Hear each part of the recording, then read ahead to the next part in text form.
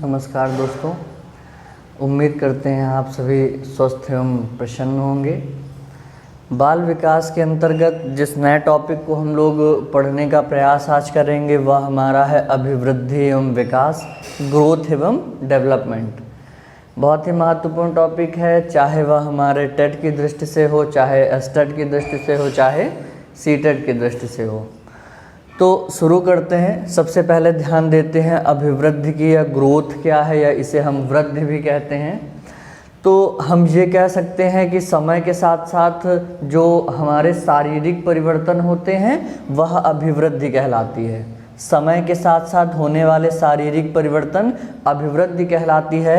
लेकिन जब इन्हीं शारीरिक परिवर्तनों में हमारी नैतिकताएं जुड़ने लगती हैं, सामाजिकताएं आने लगती हैं, हमारे संज्ञान का विकास हो जाता है, बुद्धि का विकास हो जाता है, तो उस समस्त चीज़ों को मिला करके डेवलपमेंट कहलाता है या विकास कहलाता है। मतलब शारीरिक क्षमताओं का बढ़ना अभिवृद्धि है और शारीरिक के साथ साथ नैतिक, सामाजिक, मानसिक, बौद्धिक विशेषताओं का आ जाना विकास कहलाता है। समझ में आई बात? इसके बाद आगे बढ़ते हैं। तो हम सभी ये जानते हैं कि जो अभिवृद्धि है हमारी एक निश्चित सीमा तक होती है। मतलब एक एज हमारी डिफाइन है कि 20 से 22 वर्ष की अवस्था तक ही हमारे भार में वृद्धि होगी, हमारी ऊंचाई में वृद्धि होगी, है ना, हमारे अंदर संज्ञान का विकास होगा और धीरे धीरे ये विकास आगे की ओर बढ़ते रहते हैं। मतलब अगर हम अभिवृद्धि की बात करें, अपने लंबाई की बात करें, भार की बात करें, तो एक निश्चित सीमा तक होती है। इसके बाद हमारी अभिवृद्धि रुक जाती है, ठीक है। जबकि विकास जीवन पर्यंत चलने वाली प्रक्रिया है। इस चीज़ को हमें ध्यान देना है। विकास जो है वो जन्म से मृत्यु तक जीवन पर्यंत चलता रहता है। समझ में आई बात? ठीक है। इसके बाद आगे की ओर बढ़ते हैं। तो अभिवृद्धि के जो घटक होते हैं वो मात्रात्मक होता है। जो अभिवृद्धि है हमारी मात्रात्मक है। मतलब क्या हुआ कि जो क्वांटिटी की बात करते हैं, अभिवृद्धि मात्रात्मक है। हम 2 साल के जब थे तो कितने केजी के थे, कितनी लेंथ थी, लंबाई थी हमारी, पता है। हम 10 साल के हुए कितने केजी के हुए और कितनी लंबाई बढ़ी, ये सारी की सारी चीज़ें मापी जा सकती हैं। वर्तमान में हम कितने केजी के हैं या हमारी लंबाई कितनी है, इसका भी मापन संभव है ना। इसका मतलब है कि अभिवृद्धि हमारी मात्रात्मक होती है, जबकि विकास मात्रात्मक के साथ साथ गुणात्मक भी होता है। मतलब क्वांटिटी के साथ साथ क्वालिटीज़ भी बढ़ जाती हैं, है ना। मात्रात्मक है, मापा जा सकता है, इसके साथ साथ गुणात्मक भी होता है। इस अभिवृद्धि के साथ साथ हमारे अंदर सामाजिकताएं आ रही हैं, क्वालिटीज़ विकसित हो रही हैं, हमारे अंदर बौद्धिकता आ रहा है, संज्ञान आ रहा है। समझ में आई बात, है ना। तो ये मात्रात्मक होने के साथ साथ गुणात्मक भी होता है। एक चीज़ हमें और ध्यान में रखना है कि इसका एक प्रश्न अक्सर पूछा जाता है कि निम्न में से विकास का कौन सा क्रम है, कई बार पूछा गया है। तो इसे हम लोगों को ध्यान देना है। PCES, ये विकास का एक क्रम है। हमारा विकास होगा, P का मतलब हो गया फिजिकल। सबसे पहले हमारा फिजिकल या शारीरिक विकास होता है। उसके बाद या बात आती है C से कॉग्निटिव डेवलपमेंट की। कॉग्निटिव डेवलपमेंट का मतलब संज्ञानात्मक विकास हो गया। इसके बाद बात आती है इमोशनल की। इमोशनल का मतलब हमारा सामवेगिक विकास है। और इसके बाद आती है सोशल की। सोशल का मतलब सामाजिक विकास आता है ना। तो ये विकास का एक क्रम है। फिजिकल, शारीरिक, कॉग्निटिव संज्ञानात्मक, इमोशनल सामवेगिक और सोशल सामाजिक, है ना। इस चीज़ को भी हमें काफ़ी ध्यान रखना है कि ये विकास का एक क्रम है। ऐसे स्टेप बाय स्टेप विकास की प्रक्रियाएं आगे की ओर बढ़ती हैं। ठीक है। तो हम लोग यहाँ पर थे, मात्रात्मक और गुणात्मक भी होता है। इसके बाद अगली बात आती है कि अभिवृद्धि के द्वारा हमारी शारीरिक संरचना में क्या होते हैं, परिवर्तन होते हैं। हमारी शारीरिक संरचना में परिवर्तन अभिवृद्धि को दर्शाएगा। लेकिन व्यवहार में परिवर्तन, व्यवहार में कैसे परिवर्तन होंगे, जब हमारा कॉग्निशन, संज्ञान विकसित होगा, जब हमारा नैतिक विकास होगा, हमारा सामाजिक विकास होगा, तो वो व्यवहार के थ्रू दिखाई पड़ेगा।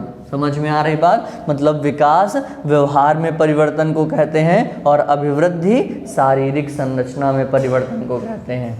आगे बढ़ते हैं तो हमें सबसे महत्वपूर्ण बात कि अभिवृद्धि के जो घटक हैं वो मूर्त हैं। अभिवृद्धि के घटक मूर्त होते हैं। अभिवृद्धि के जो घटक हैं वो मूर्त हैं, दिखाई पड़ते हैं। अभी हमने पीछे बात किया कि अभिवृद्धि के जो घटक हैं वो मूर्त हैं। हमारा कितना वजन बढ़ा ये दिखाई पड़ेगा, हमारी कितनी लंबाई बढ़ी ये दिखेगी। तो मतलब अभिवृद्धि के घटक क्या हो गए? मूर्त, जबकि विकास के घटक अमूर्त होते हैं। इसे ध्यान देना है, विकास के घटक अमूर्त हैं। मतलब क्या हुआ कि हमारा कितना संज्ञान बढ़ा ये दिखाई नहीं पड़ेगा, हमारे अंदर कितनी नैतिकताएं आई ये दिखाई नहीं पड़ेगा, हमारे अंदर कितना सामाजिकता आई ये दिखाई नहीं पड़ेगा। मतलब विकास के घटक अमूर्त हैं और अभिवृद्धि के घटक मूर्त होते हैं। अगली बात ध्यान देना है कि जो अभिवृद्धि होती है वो हमारी विशिष्ट होती है। इसे ध्यान देना, अभिवृद्धि हमारी विशिष्ट है। इस संसार में हमारी जो अभिवृद्धि हुई, हमारा जैसा स्वरूप है, हमारा जैसे शरीर है, वो केवल और केवल हमारा है। आपका जैसा स्वरूप है, आपके जैसे विशेषताएं, वो केवल और केवल आपकी हैं। मतलब आपके जैसा या हमारे जैसा इस संसार में कोई दूसरा नहीं है। मतलब अभिवृद्धि के सारे घटक विशिष्ट हैं। विकास सामान्य होता है, ध्यान देना इस बात को। विकास कैसा है? सामान्य है। जो चीज़ें हमें आती हैं वो हमारे लिए सामान्य है। मतलब जैसे हम कह लें कि मुझे मनोविज्ञान आती है, ये हमारे लिए सामान्य है। आपको नहीं आती है, ये आपके लिए विशिष्ट होगा, है ना। हमें अंग्रेजी नहीं आती है, ये हमारे लिए विशिष्ट होगा। जिस दिन हम अंग्रेजी सीख जाएंगे वो हमारे लिए सामान्य हो जाएगी। मतलब विकास सामान्य होता है, ठीक है। इसे हम एक चीज़ और कह सकते हैं कि जो विकास की दिशा है, इसे ध्यान देना, जो विकास की दिशा है वो सामान्य से विशिष्ट की ओर होती है, सामान्य से विशिष्ट की ओर होती है। इस बात को ध्यान देना, विकास हमारा सामान्य है, विकास की दिशा सामान्य से विशिष्ट की ओर। जो हमें आता है वो हमारे लिए सामान्य है, जो नहीं आता है वो विशिष्ट है। लेकिन जिस दिन ये आ जाएगा हमारा विकास हो जाएगा और ये चीज़ हमारे लिए सामान्य हो जाएगी, है ना। हमें गणित नहीं आती थी, हमारे लिए विशिष्ट थी। आज हमें गणित आ गई, हमारा विकास हो गया, तो गणित हमारे लिए सामान्य हो गई। समझ में आई बात, है ना। तो विकास के जो भी घटक हैं वो सामान्य होते हैं और अभिवृद्धि के घटक विशिष्ट होते हैं। क्लियर है? ठीक है। ये इतनी इसकी महत्वपूर्ण बातें हैं, इन चीज़ों को ध्यान रखना। जीवन पर्यंत जन्म से मृत्यु तक चलने वाली प्रक्रिया है। विकास मात्रात्मक एवं गुणात्मक होता है। विकास के घटक अमूर्त होते हैं। विकास सामान्य है और विकास की दिशा सामान्य से विशिष्ट होती है। क्लियर बात है ना। इसके अलावा अगर हम बात करें, हाँ एक चीज़ और है, इसे ध्यान देना। जो अभिवृद्धि है ये अदिशीय है, अभिवृद्धि की दिशा नहीं होती, है ना। अभिवृद्धि अदिशीय है, इसे बहुत ध्यान से देखिएगा। अभिवृद्धि अदिशीय है, अभिवृद्धि की दिशा नहीं होती। जैसे हम कह लें हमारे वेट का बढ़ना, है ना, किस दिशा में हमारा वेट बढ़ेगा नहीं क्लियर है ना। वेट का हमारा बढ़ेगा ही बढ़ेगा ये भी नहीं क्लियर हो सकता है, परिस्थितियों बस घट जाए, मतलब अदिशीय है। लेकिन विकास दिशीय है, इसे ध्यान देना। विकास कैसा है? विकास दिशीय कारक है, दिशीय कारक है। मतलब विकास की कोई ना कोई दिशा होगी, इस बात को ध्यान देना है ना। दूसरी चीज़ हम ये कहेंगे, ये नहीं कहेंगे कि विकास एक दिशीय है, इसे भी ध्यान देना है कि विकास एक दिशीय मतलब वन डायरेक्शनल, वन डायरेक्शनल, ये बात हम बिल्कुल नहीं कहेंगे कि विकास वन डायरेक्शनल होता है, एक दिशीय होता है, बिल्कुल नहीं कहेंगे। विकास दिशीय है, डायरेक्शनल है, लेकिन बहुदिशीय है, इसे हमें ध्यान देना होगा। बहुदिशीय कारक है। विकास कैसा है? बहुदिशीय। इस बात को ध्यान रखना है कि विकास पहली चीज़ तो दिशीय कारक है, लेकिन एक दिशीय, वन डायरेक्शनल नहीं है, इसे ध्यान देना। ऐसा अक्सर पेपर में जो है इसे कंफ्यूज करने के लिए वो पूछ लेते हैं कि वन डायरेक्शनल होता है, एक दिशीय कारक है ना, गलत हो जाएगा। विकास दिशीय कारक है लेकिन बहुदिशीय है। वो अक्सर पेपर में ऐसा क्वेश्चन पूछ लेंगे कि निम्न में से विकास के संबंध में कौन सा सही नहीं है ना। वो पूछ लेंगे विकास जीवन पर्यंत चलने वाली प्रक्रिया है, पहला ऑप्शन सही। दूसरा पूछ लेंगे व्यवहार मात्रात्मक एवं गुणात्मक होता है, सही। तीसरा पूछ लिया व्यवहार अमूर्त होता है, सही। चौथा उन्होंने पूछ लिया कि विकास वन डायरेक्शनल, एक दिशीय होता है, एक दिशा में चलता है, तो गलत हो गया, है ना। विकास बहुदिशीय होता है। समझ में आई बात। विकास में जितने भी शारीरिक, नैतिक, मानसिक, सामाजिक, ये सारे के सारे कारक एक दूसरे से अंतः संबंधित हैं, अंतः संबंधित हैं, है ना। ये सभी कारक मिल करके हमारा विकास करेंगे, ठीक है। ये किसी एक कारक के द्वारा विकास को हम परिभाषित नहीं कर सकते हैं। समझ में आ रही बात। इसे ध्यान देना कि ये वन डायरेक्शनल नहीं है, दिशीय कारक है और बहुदिशीय है, ठीक है। आगे बढ़ते हैं। आगे कुछ कथन है हमारे पास, इन्हें पढ़ते हैं। एक श्रीमती जी हैं, हॉरलॉक महोदया हैं, इनका एक कथन है कि विकास की सभी अवस्थाओं में बालक की प्रतिक्रियाएं, विकास की सभी अवस्थाओं में बालक की प्रतिक्रियाएं विशिष्ट बनने से पूर्व कैसी होती हैं, सामान्य होती हैं। विकास की सभी अवस्थाओं में बालक की प्रतिक्रियाएं विशिष्ट बनने से पूर्व कैसी होती हैं, सामान्य। यही ऊपर वाली बात हम आ गए। बालक की प्रतिक्रियाएं क्या बनने से, विशिष्ट बनने से पूर्व सामान्य होती हैं। मतलब जो हमें नहीं पता है वो विशिष्ट है, जो हम जानते हैं वो सामान्य है ना, ठीक है। तो इसी सामान्य से हमें किधर की ओर बढ़ना है, विशिष्ट की ओर बढ़ना है, सीखना है। बहुत ही महत्वपूर्ण कारक है, वन लाइनर के रूप में भी और एक परिभाषा के रूप में, ठीक है। इसके बाद आगे बढ़ते हैं। अगला लिखा है विकास के परिणाम स्वरूप व्यक्ति में नवीन विशेषताएं एवं नवीन योग्यताएं प्रकट होती हैं। विकास के परिणाम स्वरूप व्यक्ति में नवीन विशेषताएं, नई नई चीज़ें हम सीखते हैं। विकास हमारा डेवलपमेंट धीरे धीरे होता रहेगा और हमें कुछ ना कुछ नई नई चीज़ें हम जानते रहेंगे। तो विकास में व्यक्ति में नवीन विशेषताएं और नवीन योग्यताएं प्रकट होती हैं। अगले कुछ बिंदु हैं, ध्यान देते हैं। विकास की प्रक्रिया जीवन पर्यंत, ध्यान देना, विकास की प्रक्रिया जीवन पर्यंत चलती है और एक क्रम से चलती है।